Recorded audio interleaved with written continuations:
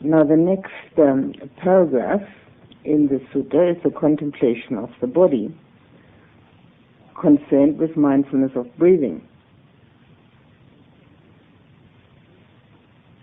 Anapanasati, our meditation method. Now see how it is described here. And how does a bhikkhu abide, contemplating the body as a body? Here a bhikkhu, gone to the forest, or to the root of a tree, or to an empty hut, sits down. Having folded his legs crosswise, set his body erect, established mindfulness on the breath in front of him, always mindful, he breathes in, mindful, he breathes out.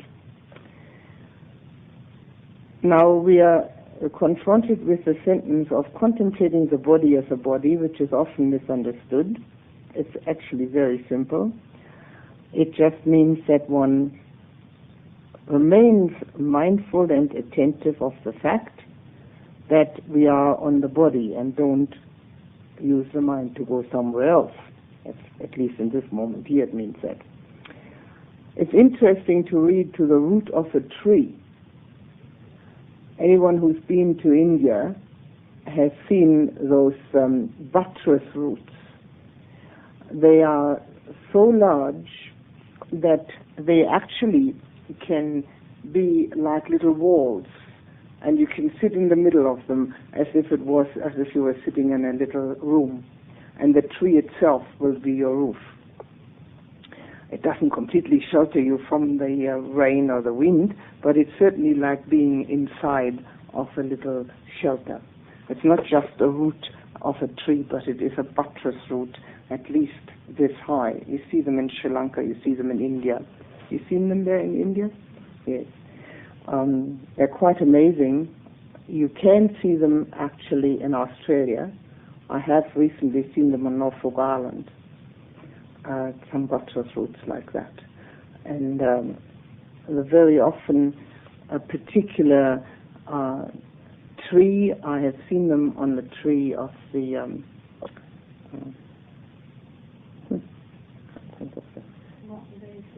yes, that's right, the modern Bay fig tree. But not always, but sometimes. Anyway, in India they're very common, and that's what's meant with sitting at the root of a tree. Not just sitting at the root, at the bottom of a tree, but sitting within these buttress roots. Empty hut is obvious. Folding one's legs, well, that's obvious, crosswise. It doesn't say anything about lotus feet either. It just says sitting crosswise. Sometimes the idea in people's minds has been that you can't meditate unless you sit in either full or half lotus. Setting the body erect, well, yes, keeping the back straight, and then establishing mindfulness of the breath, or on the breath, in front of him. Always mindful, breathing in, breathing out. Well, the mindfulness in front of one is because the breath appears to be there, but it doesn't just necessarily mean that. I think it means in front of the mind, in front of all other things, surpassing all other things. Because if you're thinking of establishing mindfulness in front of you, you get the idea that you've got to put it here somewhere. Well, that's not the idea at all. It's a priority in front of all other things. Breathing in long, he understands I breathe in long. Breathing out long, he understands I breathe out long. This particular sentence gives rise to the greatest misunderstandings, and particularly the word understand in this sentence. Because if the word understand were to be substituted with the word being mindful of, I think it would be much easier to understand. Breathing in long, one is mindful, or he is mindful, I breathe in long. Breathing out long, he is mindful of I breathe out long. In other words, it isn't telling oneself, oh, well, that's a long breath and that's the short one, and that's a good one, that's the bad one, and this one should be deeper and this one is very shallow. It isn't that at all. It's just being mindful of that whole breath. Whether it's long or short doesn't make any difference. It's not an description that one gives to oneself, because that means the mind starts chattering again. Is that clear? It's quite an important point, because it's very often misunderstood when people know the sutta or read the sutta. Breathing in short, he understands I breathe in short. Breathing out short, he understands I breathe out short. Well, that's the same thing again. One knows the breath as it is. Knowing the breath as it is. It also means that we do not attempt to manipulate the breath in any way. That also happens to some people, particularly to beginners. When they first start meditating, they're a bit tense about the whole matter, and they want to do very well, this kind of achievement syndrome, I'm going to do this right.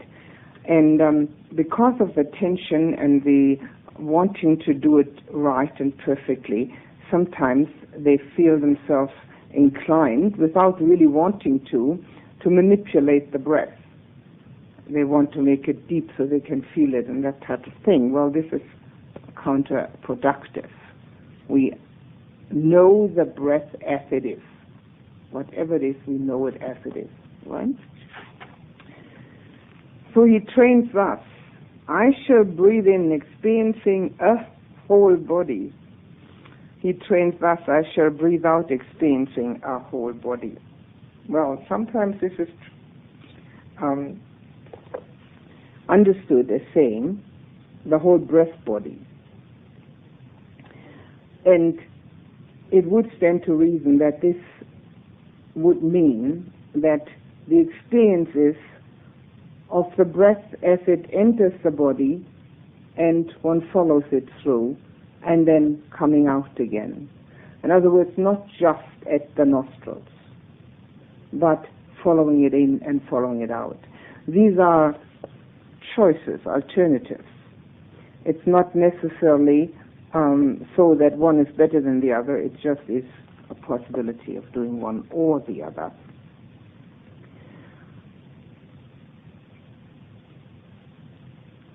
However, sometimes it is also considered to mean that while breathing in, the sensations of the body are experienced instead of the breath as such. Possibly what I give you as an alternative, as a fourth possibility, to breathe in and watching the breath all the way as wherever you become aware of the sensation, and then watching it going down, maybe the lungs expanding, going down even as far as the stomach, coming out, experiencing the sensation. And it's the same in and out, of course. And he trains us. I shall breathe in, tranquilizing the body process. He trains us. I shall breathe out, tranquilizing the bodily process. The bodily process that is being tranquilized has to be, at this point, the breath. Now, again, it's not a matter of doing anything about the breath, but as the mind remains tranquil, the breath follows suit. This is why the breath is such an very useful meditation subject, because breath and mind are intrinsically connected. When the mind becomes tranquil, the breath does too, and vice versa. When the mind is upset or anxious or in a hurry, the breath does the same. It becomes quick, or it becomes quite deep. So here we have breathing in, tranquilizing the bodily process, breathing out, tranquilizing the bodily process, which means that with the mind becoming tranquil, the breath does too. And then the simile the Buddha gives is one which gives us a bit of an insight into the way things were in his day. Just as a skilled turner or his apprentice When making a long turn, understands, I make a long turn. Or when making a short turn, understands, I make a short turn. So too, breathing in long, he understands, I breathe in long. He trains us, I shall breathe out, tranquilizing the bodily process. The little dots there mean that the whole thing is being repeated, but in the English translation, the whole thing is not being repeated because it's too repetitive. Again, I like to emphasize that the word understanding does not mean that one now tells oneself, I've had a long breath or a short breath. It just means that one is following the breath as it is and becomes aware of it as it is. Because if we start telling ourselves, this is long, this is short, we will be totally distracted. Now, this is obviously geared towards calm. And this is a very important distinction which every meditator has to make between calm and insight. Now, all of you who have been in my courses have heard me give that distinction many times. I'll just briefly delineate it again. Calm means that we're staying on the breath and are eventually getting to the meditative absorptions. When the mind has stayed on the meditation subject long enough, it will absorb into it and then into its own inner being. This is what this is all about, this paragraph. Now, before I go on to the next one, is there any question about this paragraph? Could you just repeat that last part again? That you said calm means we're staying on the breath, and then the mind absorbs into it? Into the meditation subject. In other words, the mind becomes so concentrated that at that point mind and breath are no longer separated. They appear to become one. And at that time, we can then dispense with the meditation subject because the mind is able to turn inward and experience inwardly. We'll come to more explanations about that in due course. Other suttas are concerned with the meditative absorptions. This particular one is concerned with being very mindful, which can get you there. Are all the suttas this specific? Again? Are all the suttas this specific? Yes. Very clear. Yes. All the suttas are this specific, but they only become that specific when you really analyze each sentence. If you just read over it and then put it away, nothing much usually happens in the mind. You have to really get into every sentence and see what is meant. Yes, all suttas are that specific. The Buddha usually, some are even more specific. I just picked one up here. Usually the Buddha talks about practice, how to do it, again and again. And to do what? To become enlightened, of course. What else? Okay, now we come to the next one, which has already the heading of insight. So we are concerned with actually doing both. When watching the breath, obviously, when we can stay on the breath, we will work towards calm. But there are times when the mind just doesn't want to stay on the breath and be calm. We have other choices to go towards insight. And we'll read first what it says here. Now, in this way he abides contemplating the body as a body in himself, or he abides contemplating the body as a body externally, or he abides contemplating the body in himself and externally. Well, contemplating the body as a body in himself has actually two meanings. First of all, it means that one contemplates one's own body.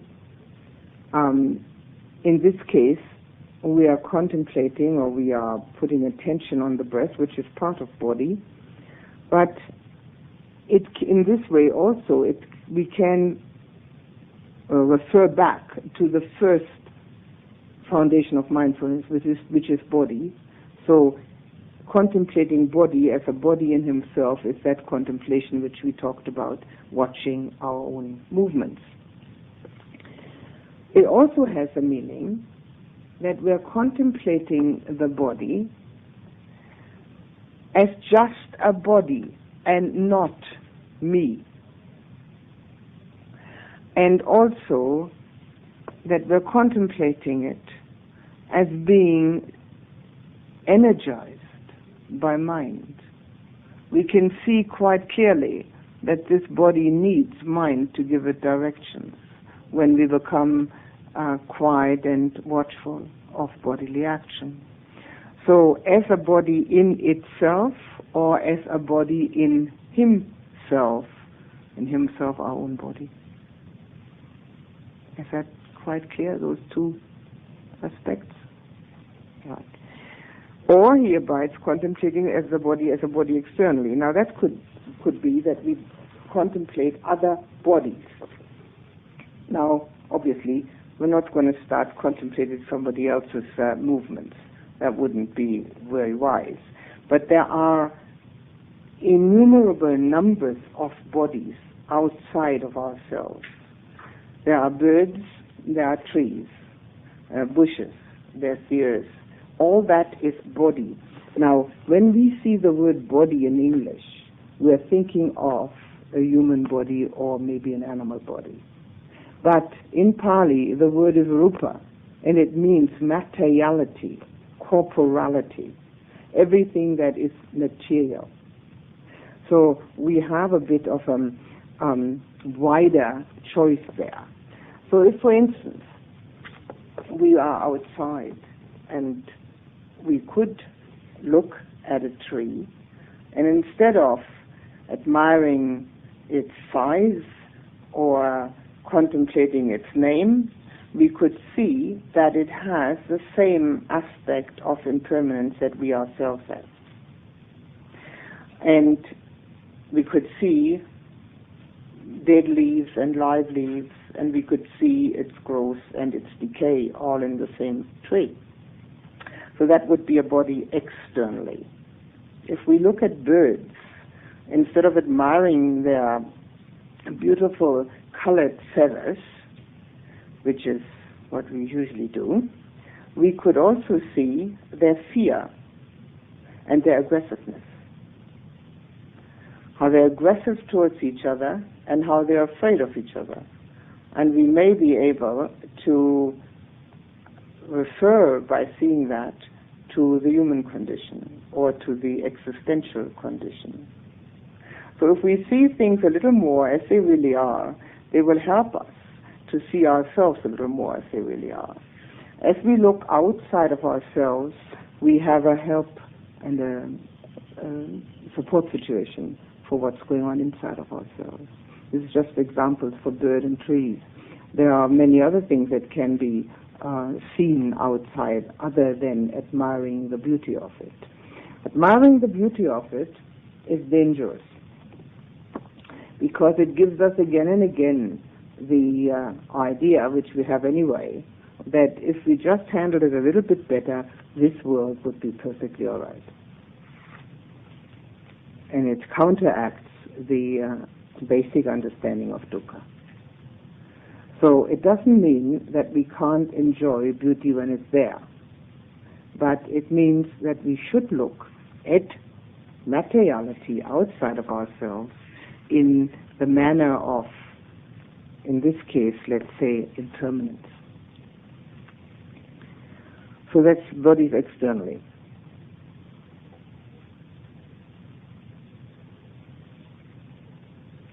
Or he abides contemplating the body in himself and externally, so you do both. And that, I would say, would be the most useful thing to do, that we are attentive to our own movements, to our own bodily actions, to our own bodily processes, and add to that the contemplation and the attention to that what's outside of ourselves. we can, well, that comes later. I won't say that now. It comes later. Or else he abides contemplating in the body its arising factors, or abides contemplating in the body its vanishing factors, or he abides contemplating in the body its arising and vanishing factors. This particular paragraph has given rise to the meditation technique of rise and fall of the abdomen. This is the paragraph that has given rise to that particular meditation technique. Basically, it doesn't matter what technique we use as long as we get there. A technique is nothing but a technique. It never is a real thing. Method is method by any name. So what we are contemplating here is not so much that we're now changing our meditation technique to rise and fall of the abdomen at all, nothing like it. But what we are concerned with is impermanence. This is the paragraph on insight. So we're concerned with impermanence. So the bodily factors which we are aware of is definitely the breath. And as I said before, when our mind doesn't wish to become calm, we have the choice to direct it towards insight. Our mind sometimes just doesn't want to be calm. Sometimes it feels as if there's a bit of a short circuit going on. It just doesn't wish to stay calm. So instead of then telling oneself stories, as the mind likes to do, we go to the fact of the breath, which is in, finished, out, finished. Never the same twice in a row. Although it appears to be identical and there is continuity, we constantly overlook its impermanence. And when we actually put full attention on the impermanence of the breath, we become aware of the fact that our whole life depends on such an impermanent bodily action that it may give rise to an understanding that there's nothing solid to be found anywhere. So the arising and falling, or arising and vanishing, arise and cease, we often say, factor, is the first one is of course the breath, easiest thing. But we can see arise and cease also physically in the heartbeat, in the blood circulation, in eating and excreting, and blinking our eyes. Many bodily factors can be surveyed and contemplated as being constant movement. Now, if we become more concentrated, we also have the opportunity to notice a constant movement in the body, which has nothing to do with an outer movement. It's an inner movement, which has the quality of contraction and expansion. But it's so subtle that it needs a fair bit of mindfulness to become aware of it.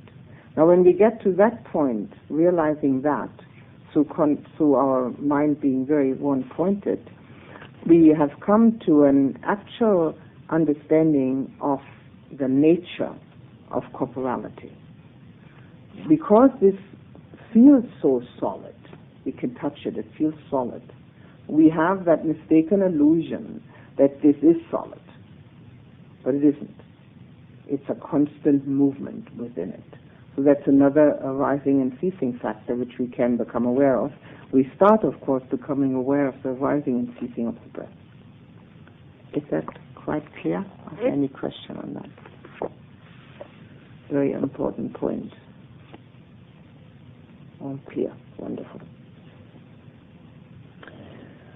Or else, mindfulness that there is a body is simply established in him to the extent of bare knowledge and remembrance of it, while he abides independent, not clinging to anything in the world. There is a body. Again, this is a mindfulness which our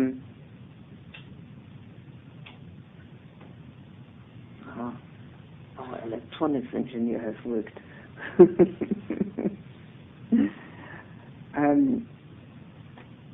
Objective mindfulness, bare mindfulness, just seeing the body as a body, again, as I said, not mine, and remembering that, which makes one less clinging to this body. This actually assumes that one stops clinging to anything in the world. However, that's only true during the time of that mindfulness.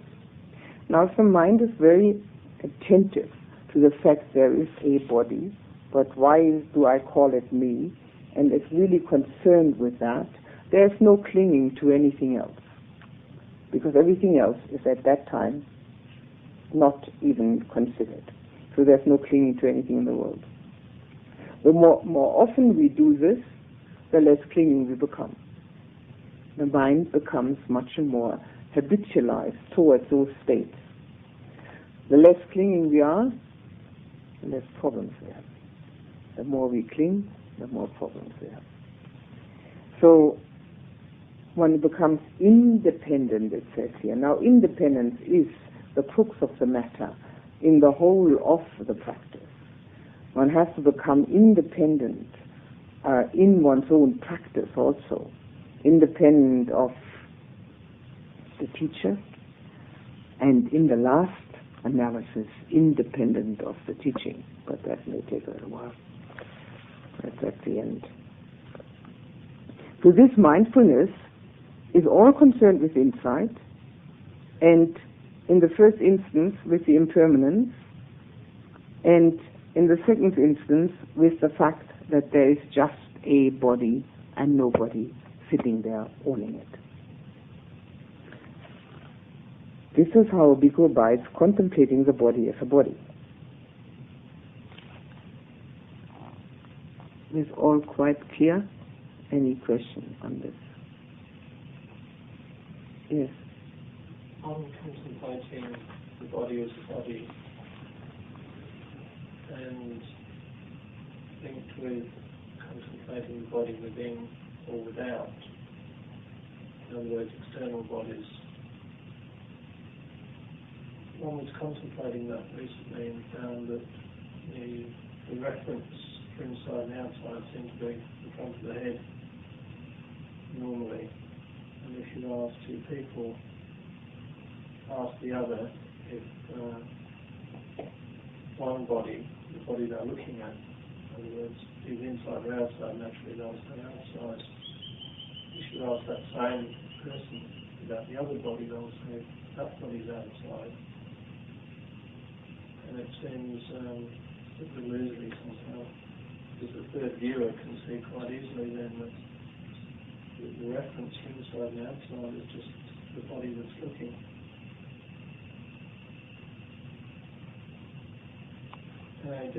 What I'm getting at really, I guess, is that the inside and the outside seems to be very variable depending on the body that's viewing. Well, when you lose the distinction between internally and externally, you're on the path to calm, or you're in calm. That's samadhi experiences, samatha. And they're totally valid. And they bring the insight naturally with them that there is no such thing as differentiation. However, this particular paragraph is strictly concerned with insight and no calm whatsoever. And when there's only insight, then there are external bodies to yourself. Now, of course, to somebody else, the others are external. Well, because the mind, which is looking from a certain standpoint. Once you have samatha experience, there is no such thing. There's an overall experience. This is individual experience. You see, what you're concerned with at the moment is a constant problem that people run into over and over again. We have two realities. One is relative and one is absolute. In the relative reality, there are 1, 2, 3, 4, 5, 6, 7, 9 bodies sitting here, right? And each one's called me, right? And each one is looking at something or other. Each one of those 9 is looking at 8 others. Okay, that's relative reality. That's where everybody lives. In order to go from relative to absolute, you need steps. These are the steps. In absolute reality, there's nobody sitting here at all.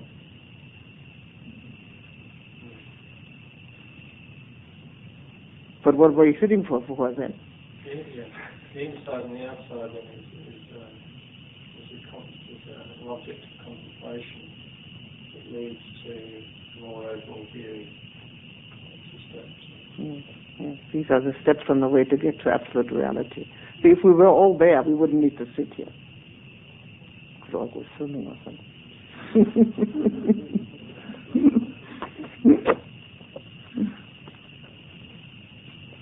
Okay, so we've got insight and calm, huh? Both with the breath. We're going to get quite a lot of other stuff in this thing here. That Satipatthana Sutta has a lot of stuff in it. Now come the 4 postures.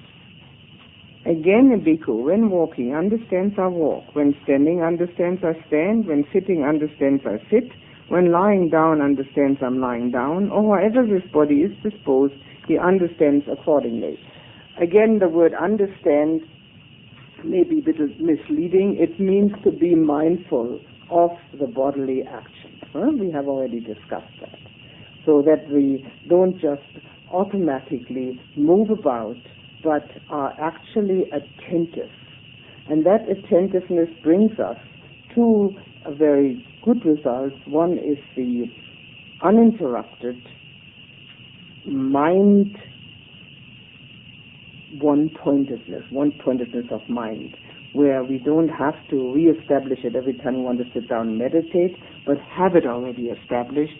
And the other very good result of it is also that we become introspective. We're watching ourselves so that we can use that in daily life. And the next paragraph repeats the previous one, so we don't have to go through that again.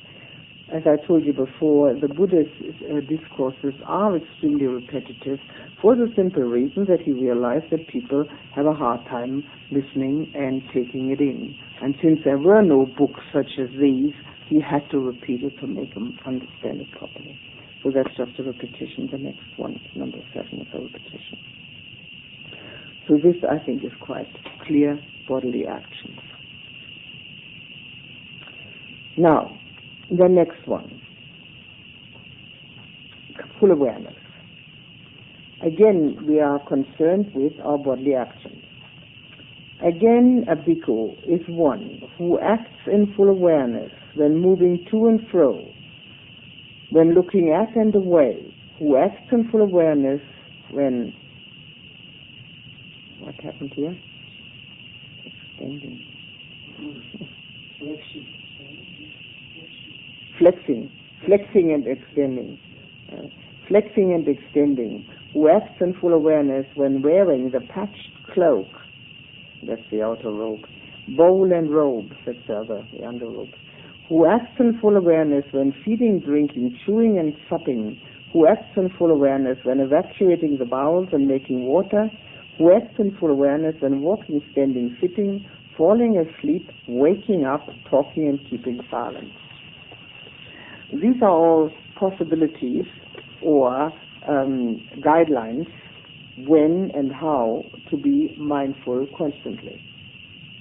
Buddha tries to mention everything that can happen. Flexing and extending is the arms, putting them like this and extending them. And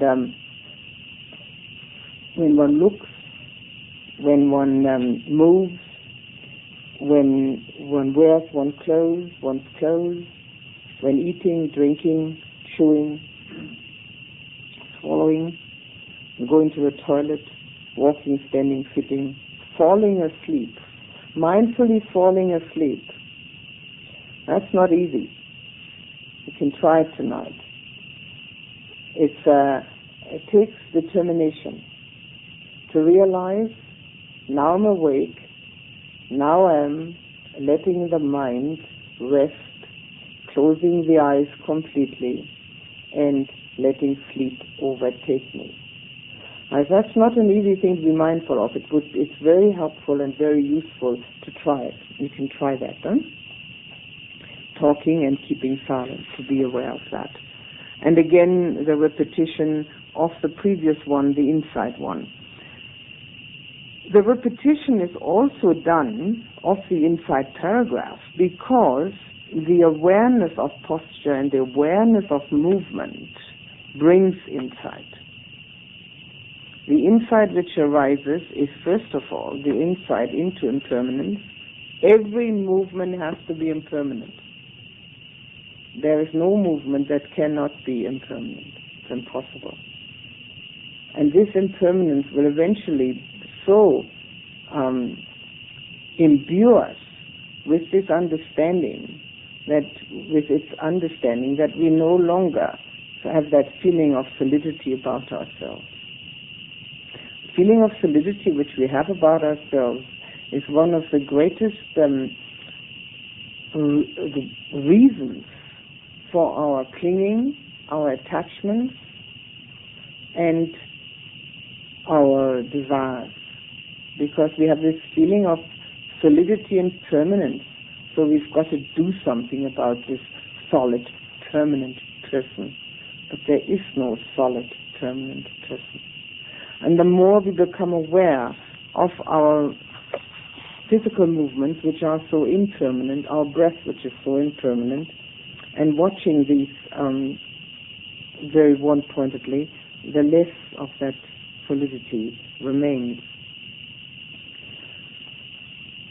And also because of the fact that we can watch the body impersonally, objectively, we can get a little bit more of a perspective on it, less of the me idea. This is me. It's just the body. The body never has said that it's me. It's always the mind that said it's me.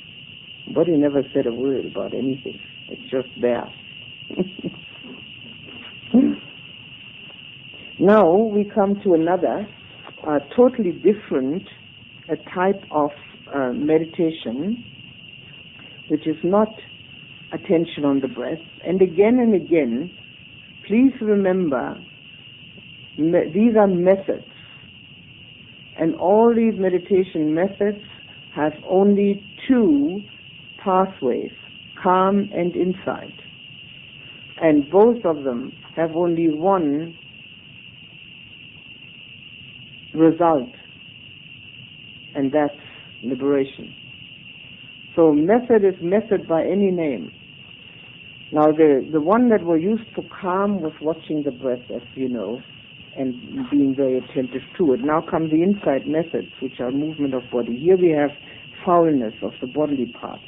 Again, a bhikkhu reviews this same body up from the soles of the feet and down from the top of the hair as full of many kinds of filth. Thus, in this body there are head hairs, body hairs, nails, teeth and skin, flesh, sinews, bones, bone marrow, kidneys, heart, liver, midriff, spleen, lungs, bowels, entrails, gorge, dung, bile, phlegm, pus, blood, sweat, fat, tears, grease, spittle, snot, oil of the joints, and urine.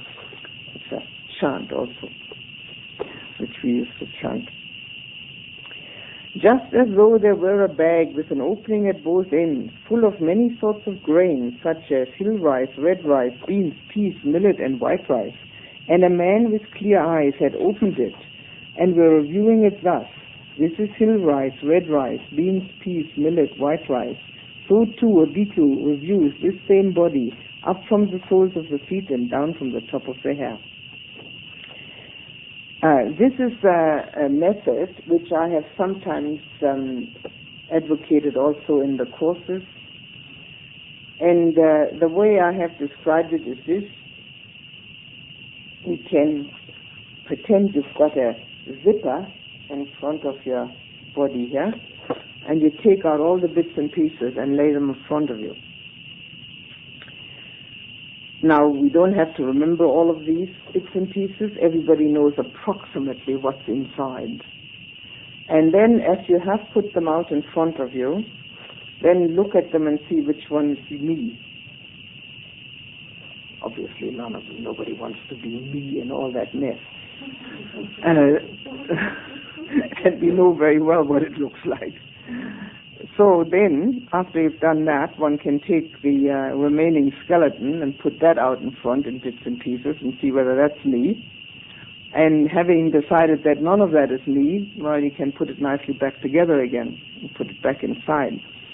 As it becomes back inside, all in its place and functioning again, as good as it can, then it all of a sudden is called me. Now that gives pause to think. And this is a very useful and helpful insight meditation method. And everybody should, at one time or another, do it. Don't have to do it every day, just once or twice will be fine. It certainly changes one's viewpoint of oneself. See, one of the things which weren't possible in the days of the Buddha, which I take great delight in remembering and talking about, is the fact that we can now put in spare parts. And before they're put in, they're obviously not mine. I mean, they belong either to somebody else or they belong to the surgeon of the hospital, or they're sitting in a glass bowl with some liquid in it. And then after it's been put in there, well, then all of a sudden it's me, part of me, you know. Whatever it may be, kidney or even heart or whatever it is that gets to be put in there. So it's very interesting to have the confirmation of the Buddha's way of looking at the body, now even strengthened with the fact that spare parts are available for it. So this particular way of doing it, this is a very well-known method. As I say, we even chant it. And although sometimes when you chant things like that, the impact of it gets lost, because you've got to remember the words. So the impact of the actual investigation gets lost. But it's a very useful thing to do that, but only for one's own body, please, not somebody else's. Because it does entail sometimes a feeling of dislike for all that mess that's in there. However, we usually have enough self-identification so that that dislike is counteracted. It should never result in any dislike. What it's supposed to do, it's supposed to counteract our great attachment to ourselves, our exaggerated self-indulgence for this body. That's supposed to counteract that. So it's not supposed to go overboard on the other side, where it then results in a dislike or a negativity. It's supposed to get us on the middle. The Buddha's teaching is called the middle path. It's supposed to stay in the middle. So you can try it, huh?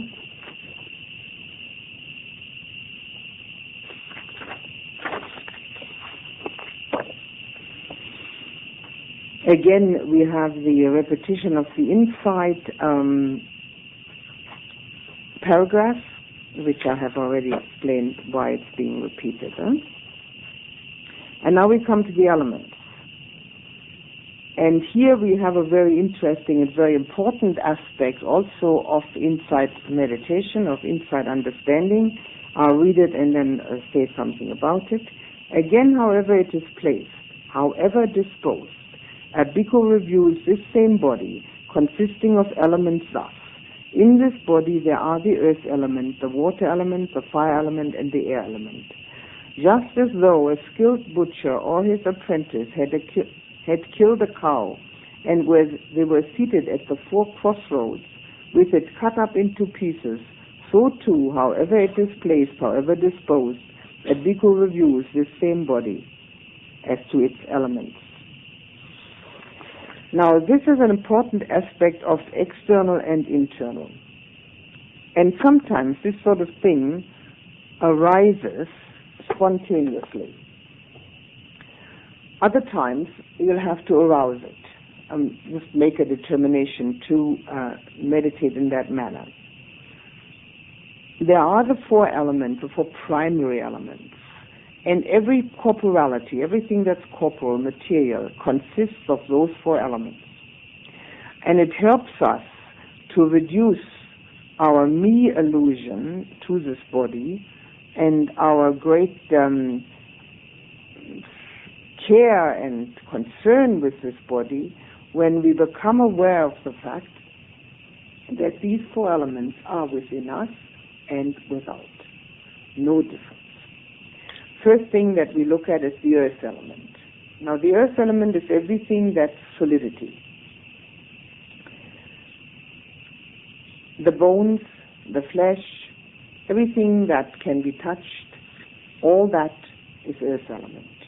Wherever there's any solidity, that's earth. Now, when you look at earth outside, you see solidity. When you look at a tree, you see solidity.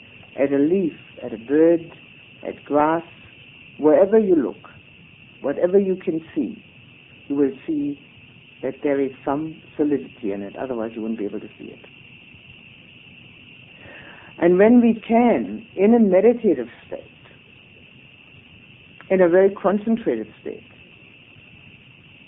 see ourselves no different from that which is around us and surrounding us, we lose some of our separation and individual identity process, which brings with it that me illusion. So as we lose some of that, becomes more and more possible to see ourselves within the whole of existence. Possibly the easiest one to become aware of. Next one is the water element. Now obviously there's water within us. Saliva, blood, sweat, tears. But water is also the binding element. When you have flour and you put some water in it, you get dough. Now, everything that we see as an individual entity is so because its cells are bound together. We didn't have the water element, and we do consist to the greatest part of water, as you all know. If we didn't have that, all our cells would walk around separately. We'd look a bit funny, but we wouldn't have so much of that me illusion possibly. It might have facilitated matters, but such it isn't. It isn't the way of nature. But we can see the water element in everything outside of ourselves also. There is the binding element, but also, for instance, there's sap in the tree, there's dew on the ground, there's water in the creek. We can see water element wherever we look. And within each leaf or stalk, we can find liquid. So again, we have that possibility of relating to external nature as being a part of it, not separate from it. Now that doesn't mean that we now think nature is more beautiful or anything like that. It just means that we're losing this feeling of insecurity, being one tiny individual within such a vast universe, which seems to be so different from us ourselves. It isn't. It's all one, the whole thing. But it doesn't have to be believed, it has to be experienced. The next one of these four elements is the fire element. Now, fire element means temperature. And if we are even just touching ourselves, or if we just feel ourselves, we know there's a certain temperature in the body. If we touch anything, the cushion, the floor, any material thing, it all has a temperature in it. And we can do that outside. We can touch earth. We can touch a tree. We can feel the sun as the fire element, as the temperature, or the shade. We can feel different temperature at different times of the day. All of it is part of this whole natural environment in which we live, which extends into the universe, which we can't experience just through our senses, but which we can become aware of through the meditative process. And the last one is the air element or wind element. Now, air and wind elements also denote movement, and obviously the breath is air or wind. And there are the winds in the body. There's movement. The blood moves, the heart moves, the body moves, the cells move. If the cells were not moving, even though we are not aware of it possibly, we'd never grow older. They're constantly moving. And we can see the movement outside in the wind, in the clouds, in the leaves. This movement is easy to see, but we can also see it in the growth of the tree. That's also movement, the growth.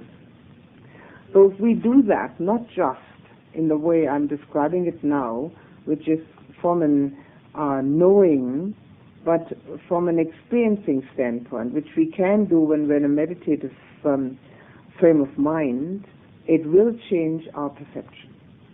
And this is what all these insight methods are designed for, to change our perception of what and who we are, and of what the universe around us is, and also where the values lie, to change our perception.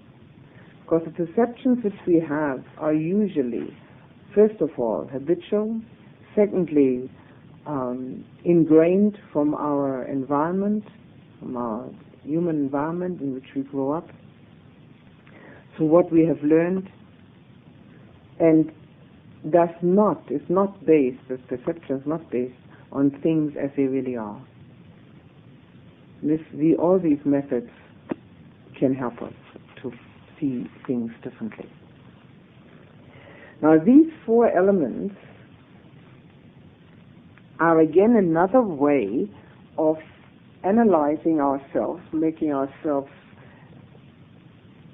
divided into different parts, which is one way the Buddha used very frequently to the way of analysis of division, so that we stop seeing the whole, because the whole is always concerned with the habitual way of seeing it, and start seeing its parts. So here we see ourselves as elements, the four primary elements, a very useful and worthwhile method of insight meditation. All of it gives one different ways of leading towards the same thing. So there's the analysis and the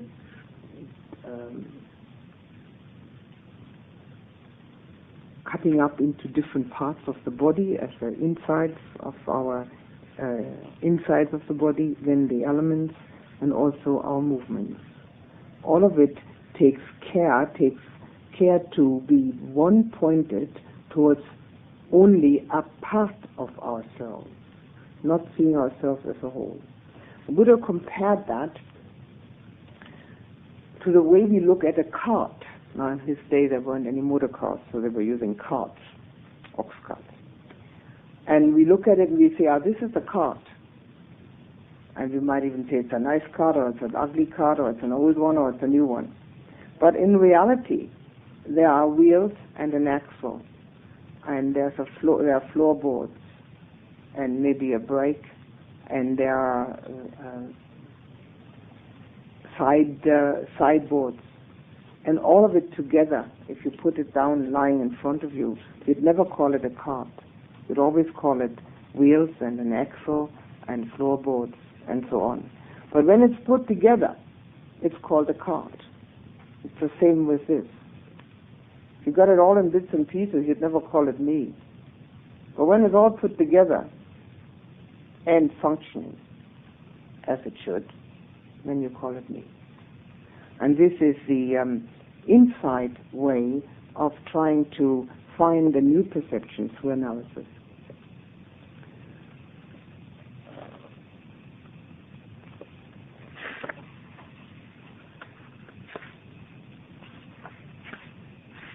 It's going to take us 3 weeks to go through this.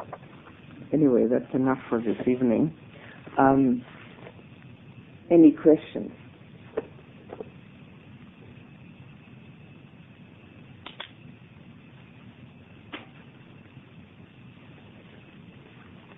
Oh, is this?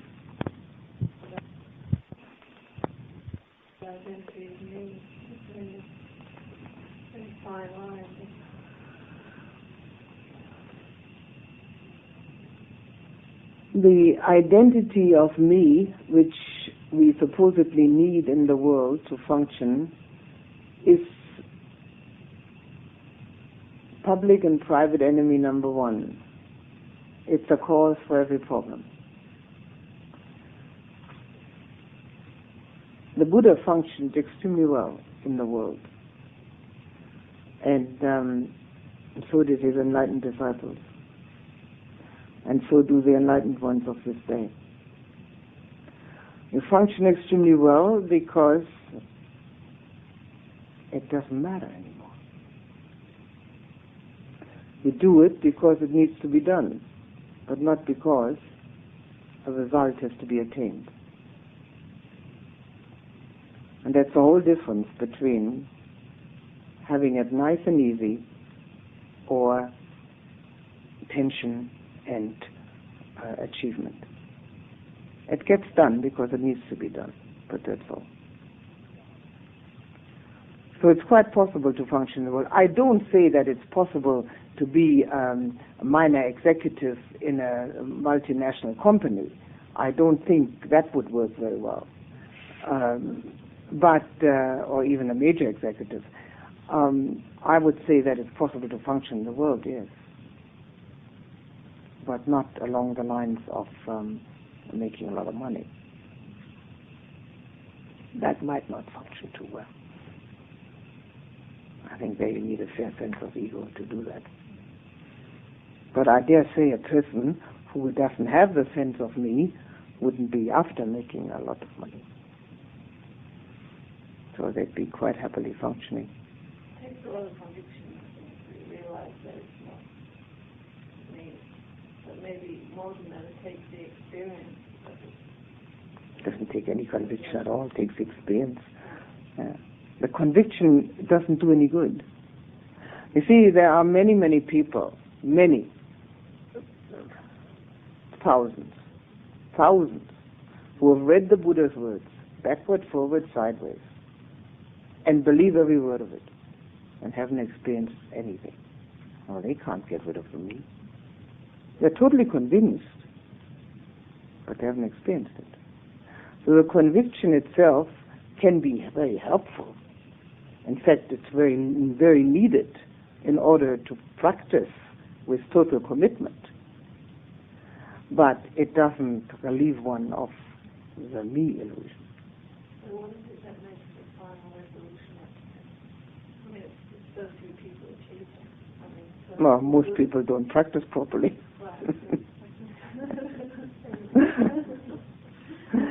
There are steps on the way, many steps on the way, and each step follows the next one. It's a cause and effect. Well, I don't know if it was you the other apparently, according to someone, there hasn't been an arahat for 500 years. That wouldn't have been me, I can assure you. It would not have been me saying that. You know, we really, at the chances of this, considering how the Buddhists have been practicing in this one.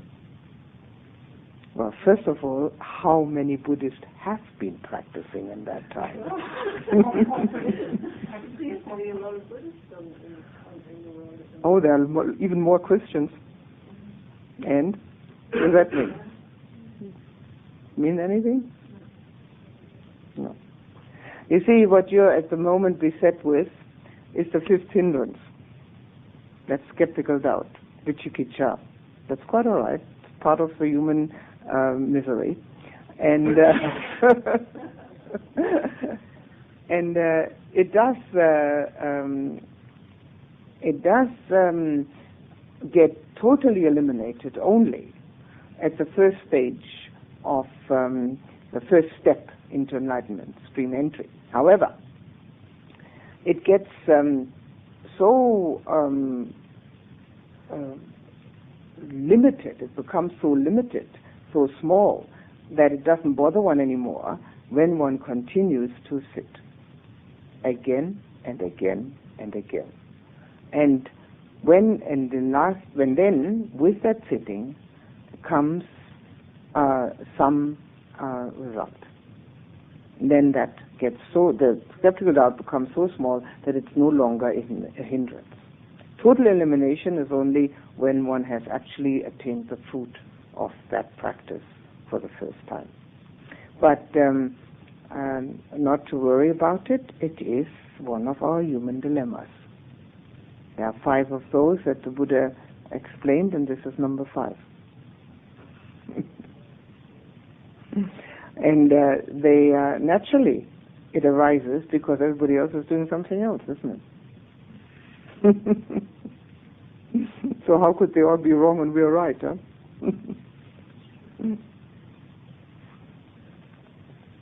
Anything else? Yes. You said about the element of air being linked with movement, both on the gross and at the level of mind. Like when one is giving attention to the breath, to become not separate from the breath, but when the attention is really given to become one with the movement of the breath, so the mind is actually linked to it. There's only one sort of movement then. Previously, I guess I looked at movement in the outside world as being desire, like if the body moves. Well, that's mental movement. Desire is mental movement. Could you explain where I'm getting to? Well, I've just been introduced to this, so it's very right. Yeah, I know you haven't had this before. The 4 elements which the Buddha talks about here in this particular sutta are strictly corporal, material. They're the 4 material elements. They are joined then with 2 immaterial immaterial elements, which are consciousness and space. But they are not concerned in this sutta. He's not concerned with them. He's talking about the material ones, the corporal ones, because he's talking about attention to the body. So what we're looking at here as movement is a physical movement. As the breath goes in and out, as the heart beats, as the blood goes around, pulse beats, and also physical movement, particularly the winds of the body, which are also moving. So the elements have a quality and an action, but they're all physical. The quality, for instance, of the fire element would be warmth or cold, so it would be warming or cooling. All right. So the quality of the earth element, it's earth, it's solid, and the activity is that it has the touching. So they're all physical, all of them. So the desire is mental. But desire is also seems to be very much linked with movement. Yes, certainly, because the mind directs the body. So when the mind gets desiring of something, it tells the body, go and get it. Yeah. So the body goes and gets it. What about the external, as the, say, the air through the trees?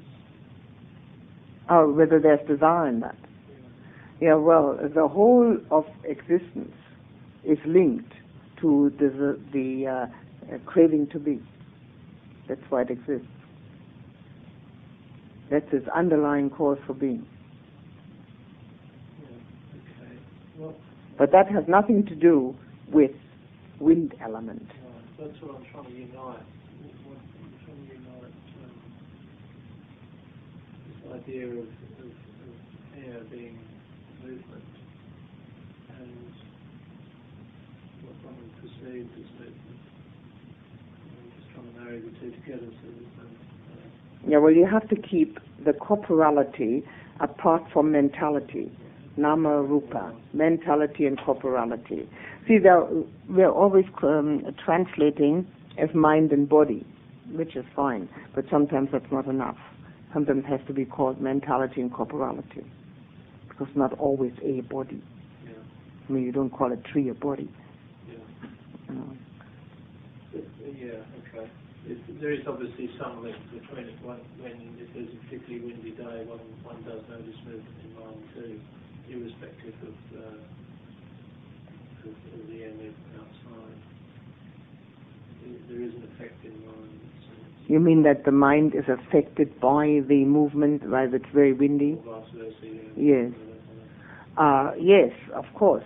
But a mind which is totally at ease or totally one point, it may not be affected by the wind.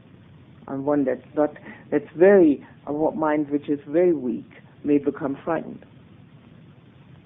And there's a big storm or something like that. So outer conditions do not present itself to the mind in the same way. The mind does not react. I mean, all minds don't react in the same way. But here we are only concerned with corporality at this point, with the elements. It's total corporality. There's one other thing I wanted to say, which I didn't, that all the elements, all four, each one contains the other three. Like, for instance, in water, there is earth element, the solidity. Otherwise, the fish couldn't swim, the boat couldn't go over it, right? In air, there's solidity, the earth element. Otherwise, we couldn't fly, birds couldn't fly, and so forth. Each one contains the other.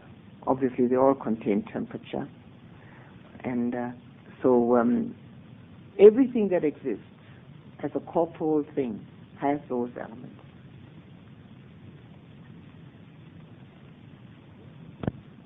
Pointer about the meditation: the best way to do insight meditation is after calm.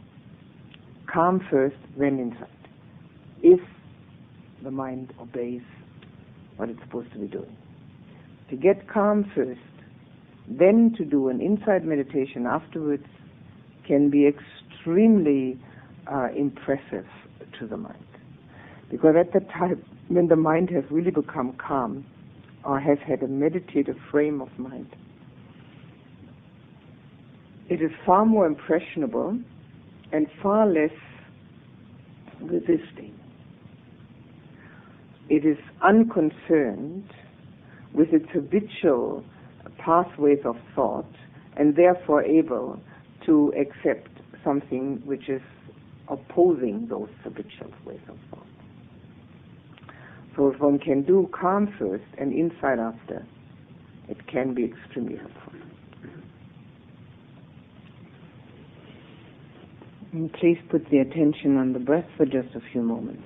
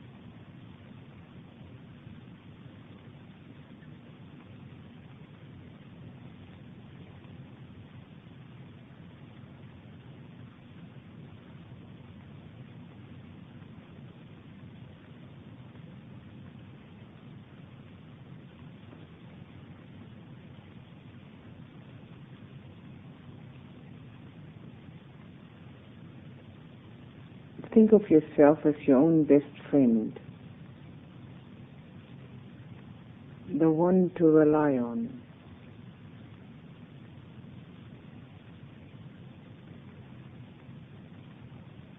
To give you happiness, peacefulness, and joy.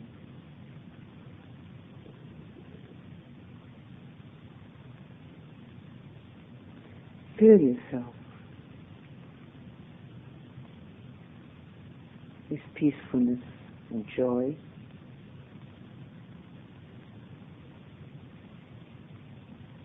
Surround yourself with love as a best friend would have.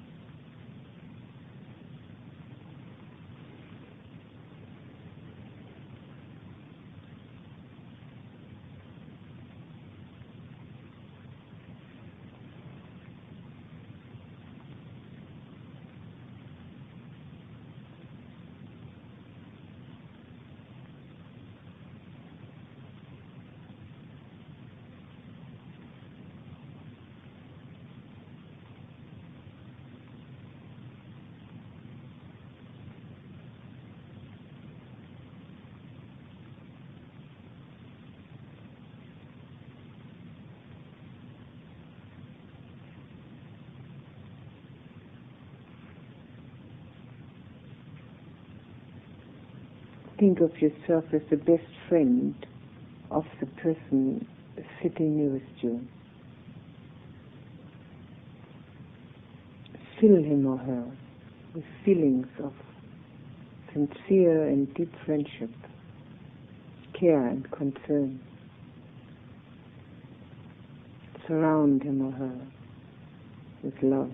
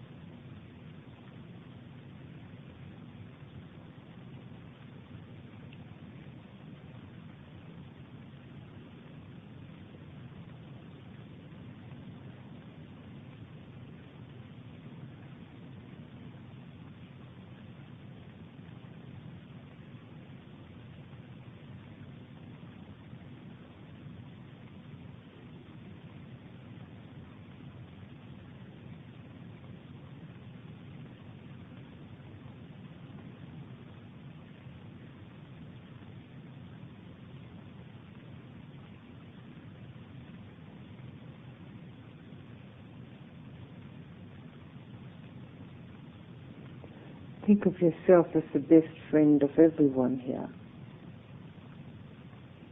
Let your feelings of friendship reach out to everyone. Fill everyone with your care and concern.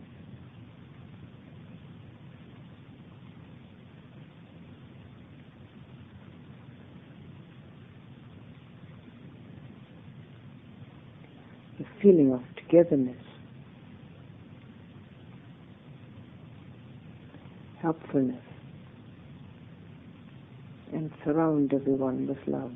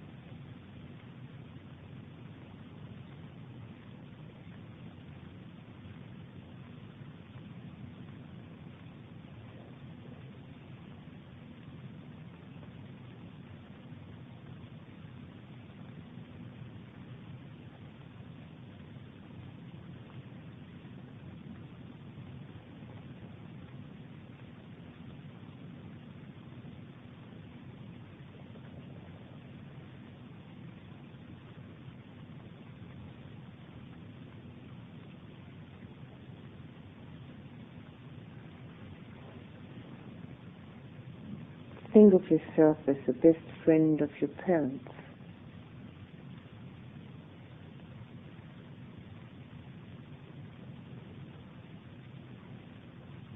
Reach out to them with your care and concern, your helpfulness.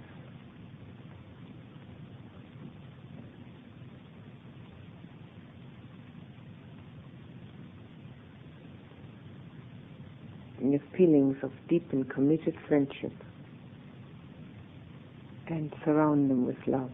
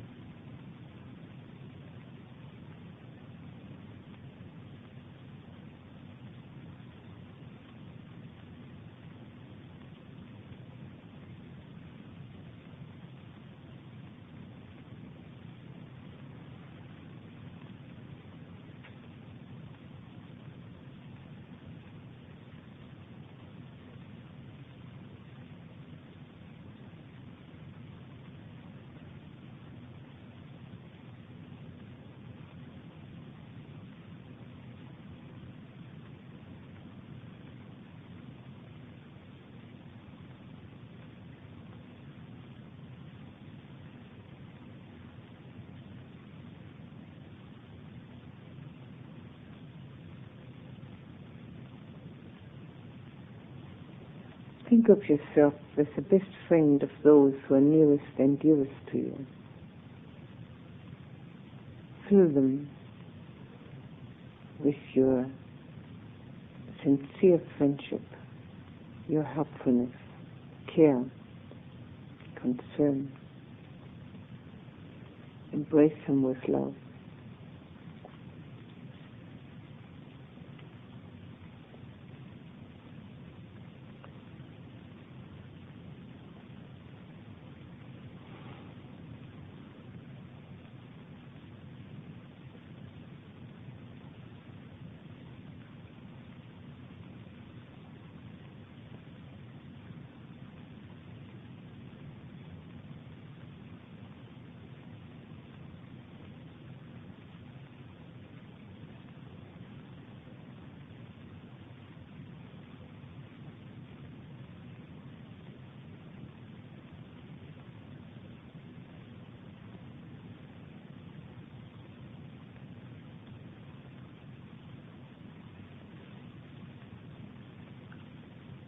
Think of all your good friends. Be their best friend. Have a feeling of commitment and care for them.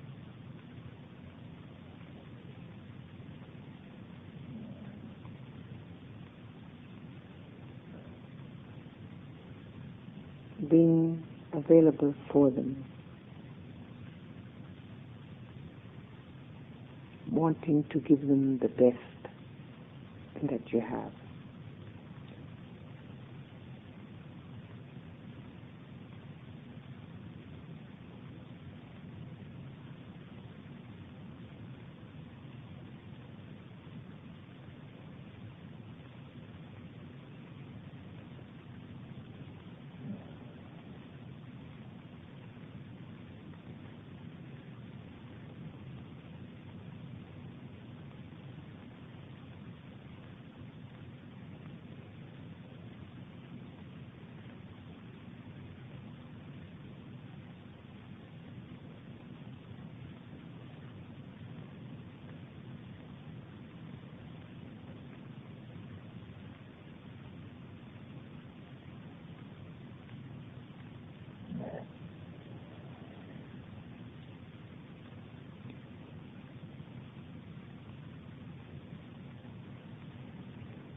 Think of yourself as the best friend of your neighbors, the people you work with, those whom you meet on the street, in the shops, in offices.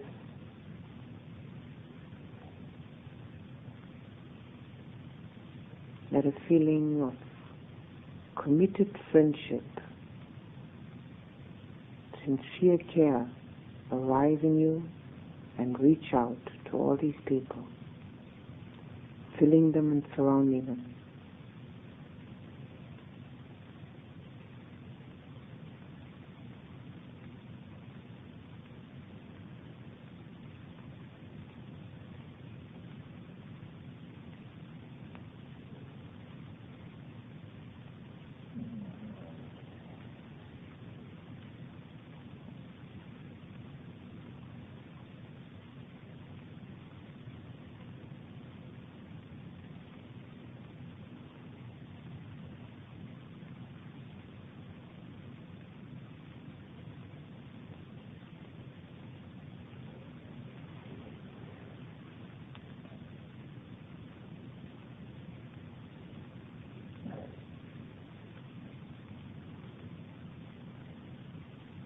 If there's anyone in your life whom you find difficult, become that person's best friend too, ready to help, to care, and to love.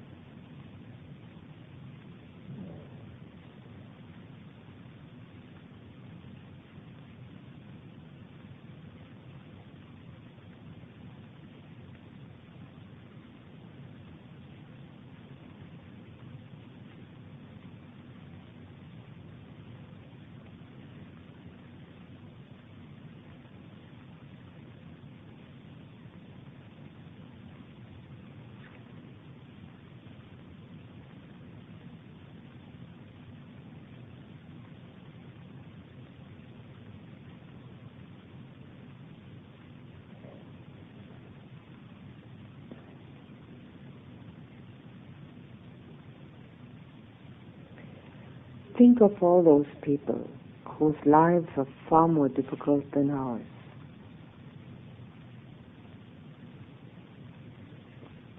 In hospital, in prison, in refugee camps.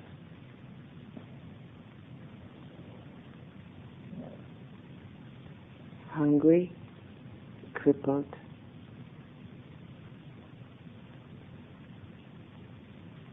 without friends, without shelter. Be their best friend. Reach out to them, wherever they may be, wherever you can think of them.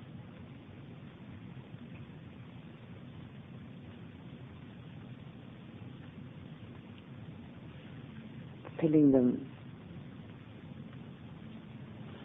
with your love and friendship, your willingness to help, your care.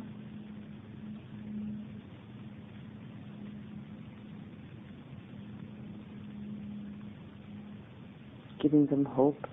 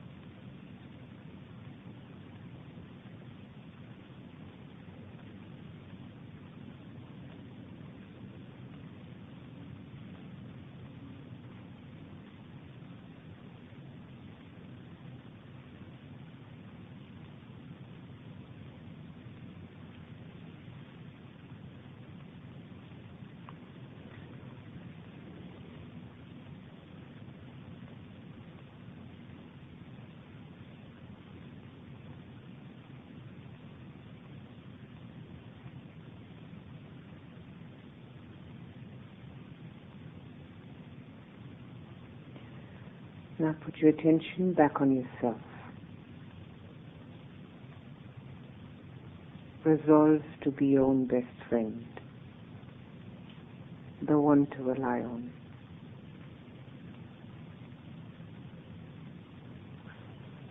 The one who knows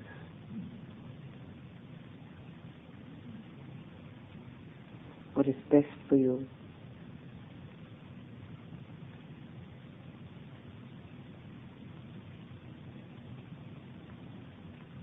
Who's caring and concerned.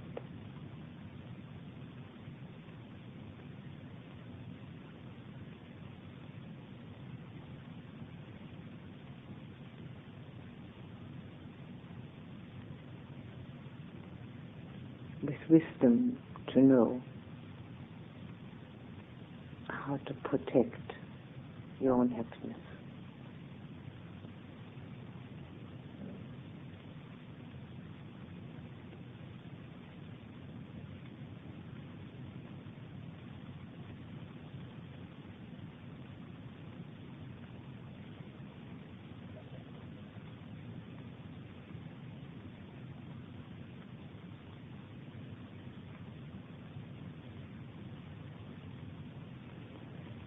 Feel yourself filled with this caring and surrounded by love.